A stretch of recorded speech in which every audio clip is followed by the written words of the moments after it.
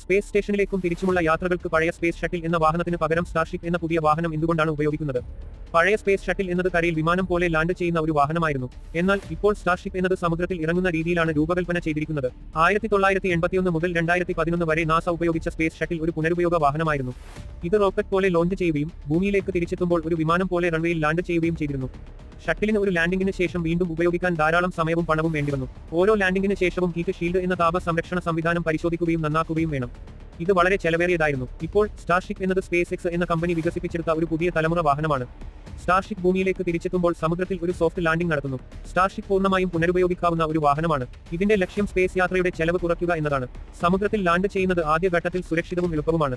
കരയിൽ ലാൻഡ് ചെയ്യാൻ റൺവേയോ വലിയ സൗകര്യങ്ങളോ ആവശ്യമില്ല. ഇത് ചെലവ് കുറയ്ക്കാൻ സഹായിക്കുന്നു. സ്റ്റാർഷിപ്പിന്റെ ഡിസൈൻ വളരെ വ്യത്യസ്തമാണ്. സ്പേസ് ഷട്ടിൽ പോലെ വലിയ ചിറകുകളോ ലാൻഡിംഗ് ഗിയറോ ഇതിനില്ല. പകരം ഇത് റാപ്റ്റർ എഞ്ചിനുകൾ ഉപയോഗിച്ച് ഒരു നിയന്ത്രിത ലാൻഡിംഗ് നടത്തുന്നു. സ്റ്റാർഷിപ്പ് വലിയ പേലോഡുകൾ വഹിക്കാൻ കഴിവുള്ളതാണ്.